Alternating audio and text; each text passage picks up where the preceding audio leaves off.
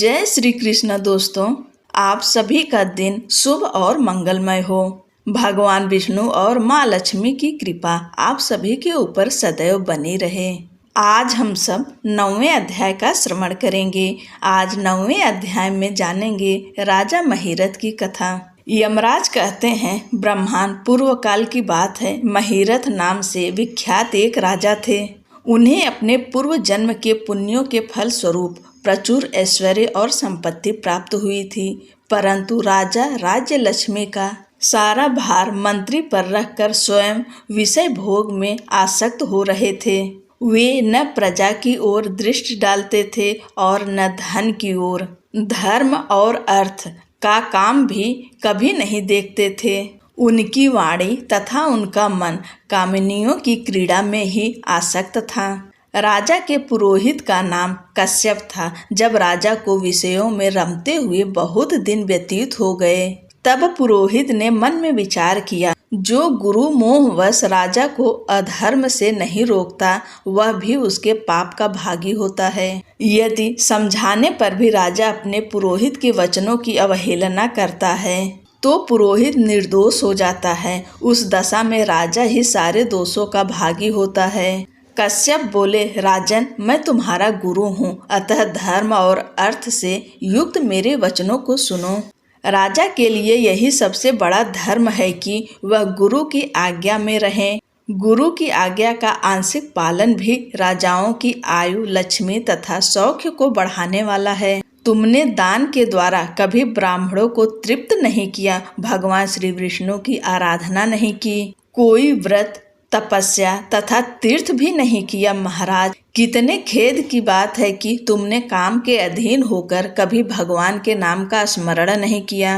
अबलाओं की संगत में पड़कर विद्वानों की संगति नहीं की।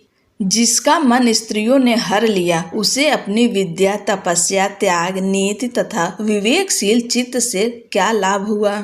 एकमात्र धर्म ही सबसे महान और श्रेष्ठ है, जो मृत्यु के बाद भी साथ जाता है। शरीर के उपभोग में आने वाली अन्य जितनी वस्तुएं हैं, वे सब यही नष्ट हो जाती है। धर्म की सहायता से ही मनुष्य दुर्गति से पार होता है। राजेंद्र, क्या तुम नहीं जानते, मनुष्यों के जीवन का विलास जल की उत्ताल तरंगों के समान चंचल एवं अनित्य है। जिनके लिए विनय ही पगड़ी और मुकुट है, सत्य और धर्म ही कुंडल है तथा त्याग ही कंगन है, उन्हें जड़ आभूषणों की क्या आवश्यकता है। मनुष्य के निर्जीव शरीर को काट और ठेले के समान पृथ्वी पर फेंके, उसके बंधु बांधव मुंह फेर कर चल देते हैं। केवल धर्म ही उसके पीछे पीछे जाता है। सब कुछ जा रहा है, आयु प्रतिदिन क्षीण हो रही है तथा यह जीवन भी लुप्त होता जा रहा है। ऐसी अवस्था में भी तुम उठकर भागती क्यों नहीं। स्त्री, पुत्र आदि कुटुंब, शरीर तथा द्रव्य संग्रह, ये सब पराये हैं, अनित्य है, किंतु पुण्य और पाप अपने हैं। जब एक दिन सब कुछ छोड़कर तुम्हें विवशता पूर्वक जाना ही है, तो तुम अनर्थ में फंसकर अपने धर्म का अनुष्ठान क्यों नहीं करते हो।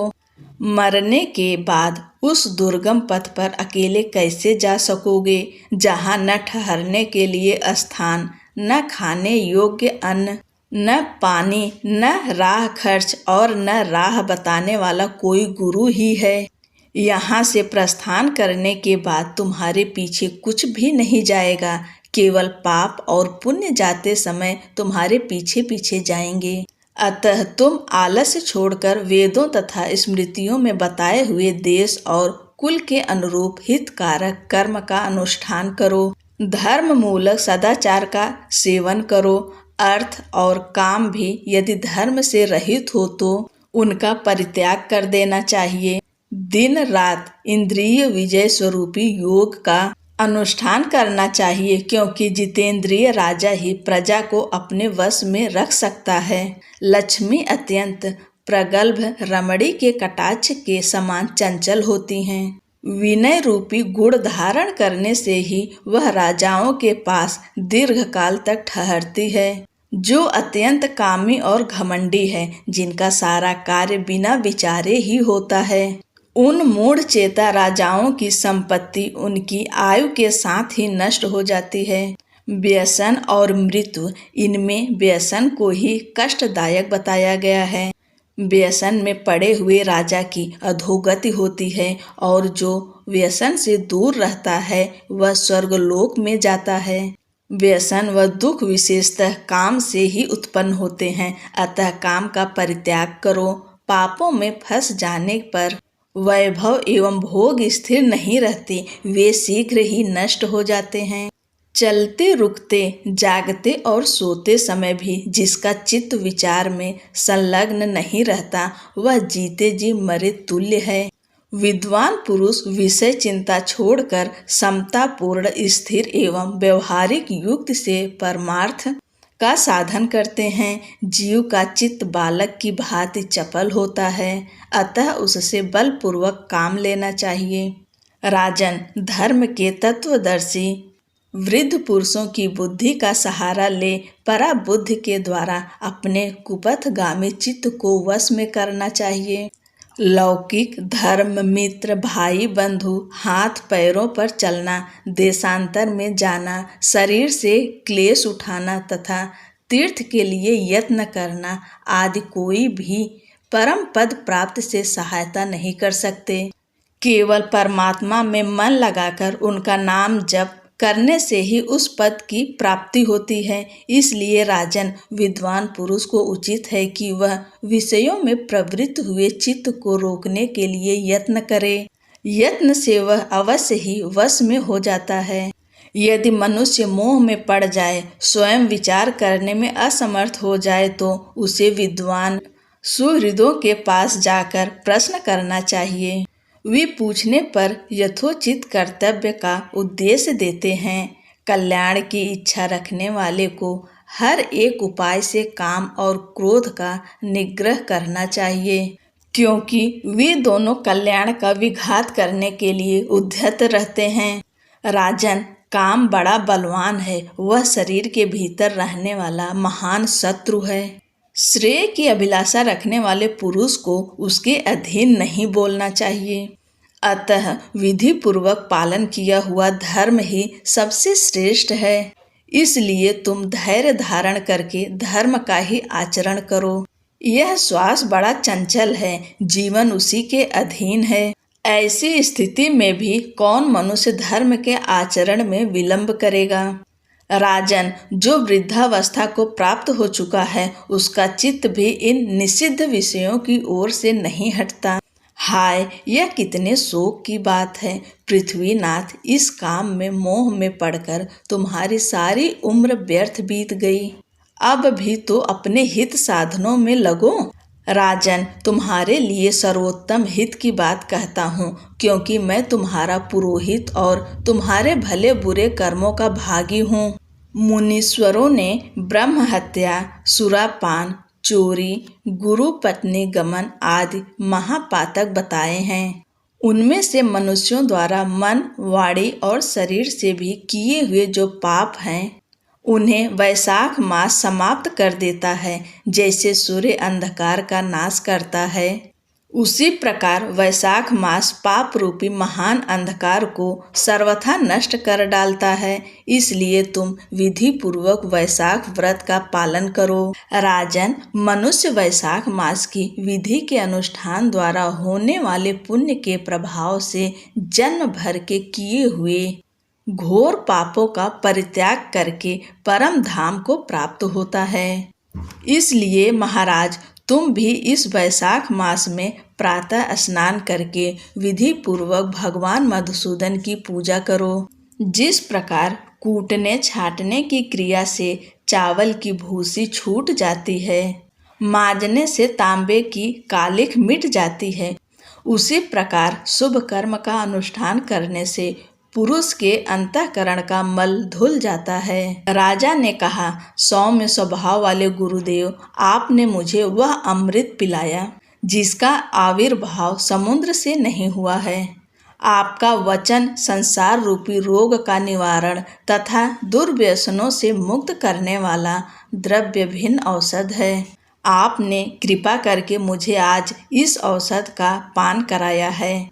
विप्रवर, सत्पुरुषों का समागम मनुष्यों को हर्ष प्रदान करने वाला, उनके पाप को दूर भगाने वाला तथा जरा मृत्यु का अपहरण करने वाली संजीवनी बूटी है। इस पृथ्वी पर जो जो मनोरथ दुर्लभ माने गए हैं वे सब यहाँ साधु पुरुषों के संग से प्राप्त हो जाते हैं।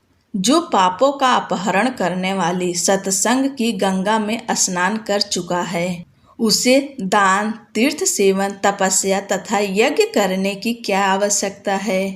प्रभो, आज पहले मेरे मन में जो जो भाव उठते थे वे सब केवल काम सुख के प्रति लोभ उत्पन्न करने वाले थे, परंतु आज आपके दर्शन से तथा वचन सुनने से उनमें विपरीत भाव आ गया।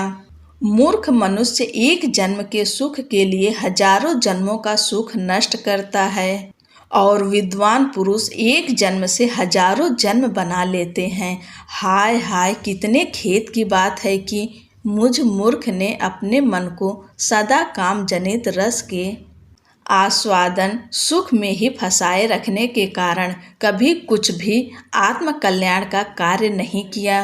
अहो, मेरे मन का कैसा मोह है जिससे मैंने स्त्रियों के फेर में पड़कर अपनी आत्मा को घोर विपत्ति में डाल दिया, जिसका भविष्य अत्यंत दुखमय है तथा जिससे पार पाना बहुत कठिन है। भगवान, आपने स्वतः संतुष्ट होकर अपनी वाणी से आज मुझे मेरी स्थिति का बोध करा दिया।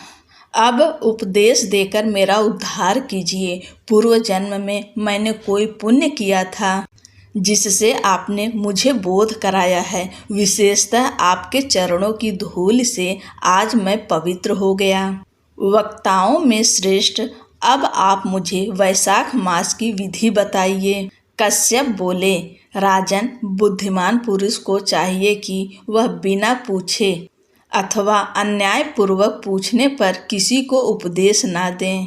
लोक में जानते हुए भी जड़वत अनजान की भांति आचरण करने, परंतु विद्वान शिष्यों, पुत्रों तथा श्रद्धालु पुरुषों को उनके हित की बात कृपा पूर्वक बिना पूछे भी बतानी चाहिए।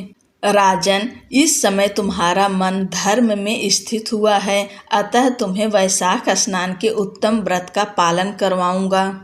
तदंतर पुरोहित कश्यप ने राजा महिरथ से वैशाख मास में स्नान, दान तथा पूजन कराया।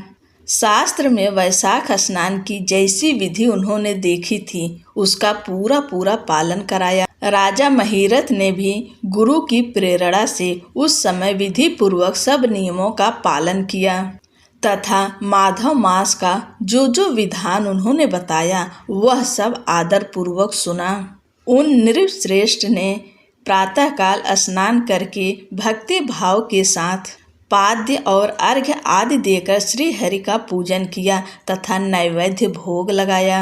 यमराज कहते हैं, ब्रह्मांड, तत्पश्चात राजा के ऊपर काल की दृष्टि पड़ी। अधिक मात्रा में रति का सेवन करने से उन्हें क्षय का रोग हो गया था, जिससे उनका शरीर अत्यंत दुर्बल हो गया। अंततो गत्वा उनकी मृत्यु हो गई।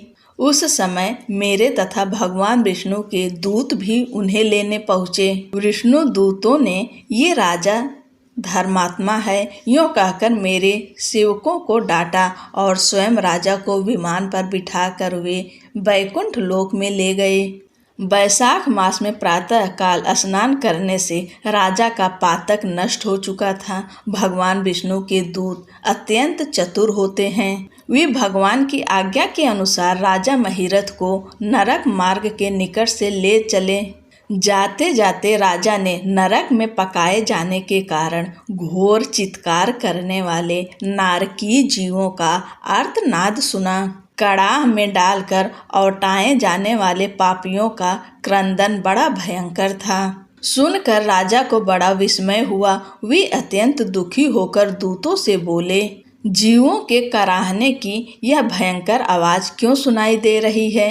इसमें क्या कारण है? आप लोग सब बातें बताने की कृपा करें। विष्णु दूत बोले, जिन प्राणियों ने धर्म की मर्यादा का परित्याग किया है, जो पापाचारी एवं पुण्यहीन हैं, वे तामिस्त्र आदि भयंकर नरकों में डाले गए हैं। पापी मनुष्य प्राण त्याग के पश्चात यमलोक के मार्ग में आकर भयानक दुख भोगते हैं। यमराज के भयंकर दूत उन्हें इधर उधर घसीटते हैं और वे अंधकार में गिर पड़ते हैं। उन्हें आग में जलाया जाता है, उनके शरीर में कांटे चुभाए जाते हैं, उनको आरी से चीरा जाता है तथा वे भूख प्यास से पीड़ित रहते हैं। पीप और रक्त की दुर्गंध के कारण उन्हें बार बार मूर्छा आ जाती है। कहीं वे खौलते हुए तेल में औटाए जाते हैं, कहीं उन पर मूसलों की मार पड़ती है और कहीं तपाए हुए लोहे की शिलाओं पर डालकर उन्हें पकाया जाता है।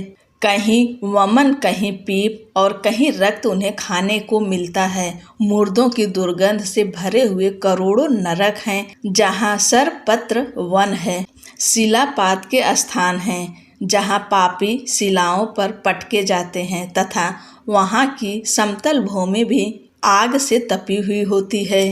इसके सिवा गर्म लोहे के, खौलते हुए तेल के, मैदा के, तपे हुए स्तंभ के तथा कूट सालमल नाम के भी नरक हैं। छुरे, कांटे, कील और उग्र ज्वाला के कारण क्षोभ एवं भय उत्पन्न करने वाले बहुत से नरक हैं। कहीं तपी हुई वैतरणी नदी है, कहीं पीप से भरे हुए अनेकों कुंड हैं। इन सब में पृथक पृथक पापियों को डाला जाता है। कुछ नरक ऐसे हैं जो जंगल के रूप में हैं, वहाँ के पत्ते तलवार की धार के समान तीखे हैं। इसी से उन्हें असिपत्रवन कहते हैं। वहाँ प्रवेश करते ही नर नारियों के शरीर कितने और छिलने लगते हैं। कितने ही नरक घोर अंधकार तथा आग की लपटों के कारण अत्यंत दारुण प्रतीत होते हैं। इनमें बार बार यातना भोगने के कारण पापी जीव नाना प्रकार के स्वरों में रोते और विलाप करते हैं। राजन, इस प्रकार ये शास्त्र विरुद्ध कर्म करने वाले पापी जीव कराहते हुए नरक यातना का कष्ट भोग रहे हैं। उन्हीं का यह क्रंदन हो रहा है। सभी प्राणियों को अपने पूर्वकृत कर्मों का भोग भोगना पड़ता है। पराई स्त्रियों का संग प्रसन्नता के लिए किया जाता है, किंतु वास्तव में वह दुख ही देने वाला होता है। 2 घड़ी तक किया हुआ विषय सुख का आस्वादन अनेक कल्पों तक दुख देने वाला होता है। राजेंद्र, तुमने वैशाख मास में प्रातः स्नान किया, उसकी विधि का पालन करने से तुम्हारा शरीर पावन बन गया है। उससे छूकर बहने वाली वायु का स्पर्श पाकर ये क्षण भर के लिए सुखी हो गए हैं। तुम्हारे तेज से इन्हें बड़ी तृप्ति मिल रही है। इसी से अब ये नरकवर्ती जीव कराहना छोड़ चुप हो गए हैं तथा उसी छू कर चलने वाली वायु भी शरीर में लगने पर बड़ा सुख देती। यमराज कहते हैं, करुणा के सागर राजा महिरथ अद्भुत कर्म करने वाले भगवान श्री विष्णु के दूतों की उपर्युक्त बात सुनकर द्रवित हो उठे। निश्चय ही साधु पुरुषों का हृदय मक्खन के समान होता है। जैसे नवनीत आग की आंच पाकर पिघल जाता है, उसी प्रकार साधु पुरुषों का हृदय भी दूसरों के संताप से संतप्त होकर द्रवित हो उठता है। उस समय राजा ने दूतों से कहा। राजा बोले, इन्हें देखकर मुझे बड़ी व्यथा हो रही है। मैं इन व्यथित प्राणियों को छोड़कर जाना नहीं चाहता। मेरी समझ में सबसे बड़ा पापी वही है जो समर्थ होते हुए भी वेदनाग्रस्त जीवों का शोक दूर न कर सके। यदि मेरे शरीर को छूकर बहने वाली वायु के स्पर्श से ये जीव सुखी हुए हैं तो आप लोग मुझे उसी स्थान पर ले चलिए, क्योंकि जो चंदन वृक्ष की भांति दूसरों के ताप दूर करके उन्हें आच्छादित करते हैं तथा जो परोपकार के लिए स्वयं कष्ट उठाते हैं, वे ही पुण्यात्मा हैं। संसार में वे ही संत हैं जो दूसरों के दुखों का नाश करते हैं तथा पीड़ित जीवों की पीड़ा दूर करने के लिए जिन्होंने अपने प्राणों को तिनके के समान न्यौछावर कर दिया है। जो मनुष्य सदा दूसरों की भलाई के लिए उद्यत रहते हैं, उन्होंने ही इस पृथ्वी को धारण कर रखा है। अतः साधु पुरुष सदा दूसरों के सुख से ही सुखी होते हैं। जहाँ सदा अपने मन को ही सुख मिलता है वह स्वर्ग भी नरक के समान ही है। यहाँ नरक में गिरना अच्छा, प्राणों से वियोग हो जाना भी अच्छा, किंतु पीड़ित जीवों को पीड़ा दूर किए बिना एक क्षण भी सुख भोगना अच्छा नहीं है। दूत बोले, राजन, पापी पुरुष अपने कर्मों का ही फल भोगते हुए भयंकर नरक में पकाए जाते हैं। जिन्होंने दान, होम अथवा पुण्य तीर्थ में स्नान नहीं किया है, मनुष्यों का उपकार तथा कोई उत्तम पुण्य नहीं किया है, वे ही परलोक में आने पर घोर नरकों में पकाए जाते हैं। जिनका शील स्वभाव दूषित है, जो दुराचारी, व्यवहार में निंदित, दूसरों की बुराई करने वाले एवं पापी हैं, वे ही नरकों में पड़ते हैं। जो पापी अपने मर्म भेदी वचनों से दूसरों का हृदय विदीर्ण कर डालते हैं तथा जो पराई स्त्रियों के साथ विहार करते हैं, वे नरकों में पकाए जाते हैं। महाभाग भूपाल, आओ अब भगवान के धाम को चलें। तुम पुण्यवान हो, अतः अब तुम्हारा यहाँ ठहरना उचित नहीं है। राजा ने कहा, विष्णु दूतगण, यदि मैं पुण्यात्मा हूँ तो इस महाभयंकर यातना मार्ग में कैसे लाया गया? मैंने कौन सा पाप किया है तथा किस पुण्य के प्रभाव से विष्णु धाम को जाऊंगा? आप लोग मेरे इस संशय का निवारण करें। दूत बोले, राजन, तुम्हारा मन काम के अधीन हो रहा था, इसलिए तुमने कोई पुण्य यज्ञानुष्ठान अथवा यज्ञावशिष्ट अन्न का भोजन नहीं किया है, इसलिए तुम्हें इस मार्ग से लाया गया है। किंतु लगातार 3 वर्षों तक तुमने अपने गुरु की प्रेरणा से वैशाख असम में विधि पूर्वक प्रातः स्नान किया है तथा महापापों और अति पापों की राशि का विनाश करने वाले भक्त वत्सल विश्वेश्वर भगवान मधुसूदन की भक्ति पूर्वक पूजा की है। यह सब पुण्यों का सार है। केवल इस एक ही पुण्य से तुम देवताओं द्वारा पूजित होकर श्री विष्णु धाम को ले जाए जा रहे हो। नरेश्वर, जैसे एक ही चिंगारी पड़ जाने से तिनकों की राशि भस्म हो जाती है, उसी प्रकार वैशाख में प्रातः स्नान करने से पाप राशि का विनाश हो जाता है। जो वैशाख में शास्त्रोक्त नियमों से युक्त होकर स्नान करता है, वह हरिभक्त पुरुष अति पापों के समूह से छुटकारा पाकर विष्णु पद को प्राप्त होता है। यमराज कहते हैं, ब्रह्मन, तब दया सागर राजा ने उन जीवों के शोक से पीड़ित हो भगवान श्री विष्णु के दूतों से विनय पूर्वक कहा, साधु पुरुष प्राप्त हुए ऐश्वर्य का, गुणों का तथा पुण्य का यही फल मानते हैं कि इनके द्वारा कष्ट में पड़े हुए जीवों की रक्षा की जाए। यदि मेरा कुछ पुण्य है तो उसी के प्रभाव से ये नरक में पड़े हुए जीव निष्पाप होकर स्वर्ग को चले जाएं और मैं इनकी जगह नरक में निवास करूंगा। राजा के ऐसे वचन सुनकर श्री विष्णु के मनोहर दूत उनके सत्य और उदारता पर विचार करते हुए इस प्रकार बोले, राजन, इस दया रूप धर्म के अनुष्ठान से तुम्हारे संचित धर्म की विशेष वृद्धि हुई है। तुमने वैशाख मास में जो स्नान, दान, जप, होम, तप तथा देव पूजन आदि कर्म किए हैं, वे अच्छे फल देने वाले हो गए। जो वैशाख मास में स्नान दान करके भगवान का पूजन करता है, वह सब कामनाओं को प्राप्त होकर श्री विष्णु धाम को जाता है। एक ओर तप, दान और यज्ञ आदि के शुभ क्रियाएं और एक ओर विधि पूर्वक आचरण में लाया हुआ वैशाख मास का व्रत हो तो यह वैशाख मास ही महान है। राजन, वैशाख मास के एक दिन का भी जो पुण्य है वह तुम्हारे लिए सब दानों से बढ़कर है। दया के समान धर्म, दया के समान तप, दया के समान दान और दया के समान कोई मित्र नहीं है। पुण्य का दान करने वाला मनुष्य सदा लाख गुना पुण्य प्राप्त करता है। विशेषतः तुम्हारी दया के कारण धर्म की अधिक वृद्धि हुई है। जो मनुष्य दुखित प्राणियों का दुख से उद्धार करता है, वही संसार में पुण्यात्मा है। उसे भगवान नारायण के अंश से उत्पन्न समझना चाहिए।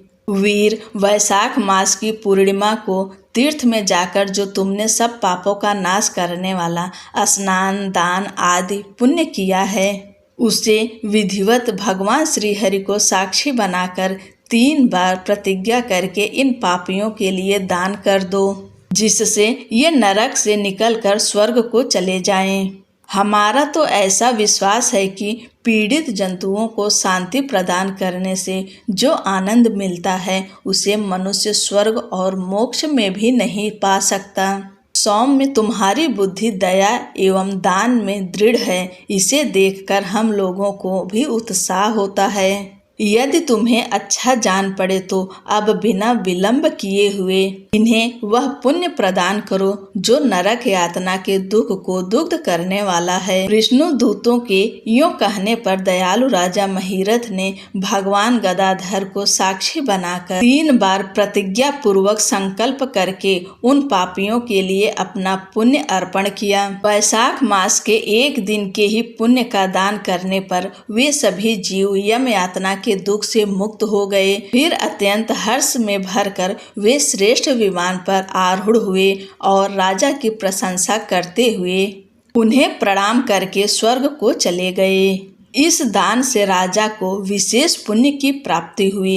मुनियों और देवताओं का समुदाय उनकी स्तुति करने लगा तथा वे जगदीश्वर श्री विष्णु के पार्षदों द्वारा अभिवंदित हो उस परम पद को प्राप्त हुए जो बड़े बड़े योगियों के लिए भी दुर्लभ है। द्विज श्रेष्ठ, यह वैशाख मास और पूर्णिमा का कुछ महात्म्य यहाँ थोड़े में बतलाया गया है। यह धन, यश, आयु तथा परम कल्याण प्रदान करने वाला है। इतना ही नहीं, इससे स्वर्ग तथा लक्ष्मी की भी प्राप्ति होती है। यह प्रशंसनीय महात्म्य अंतःकरण को शुद्ध करने वाला और पापों को धो डालने वाला है।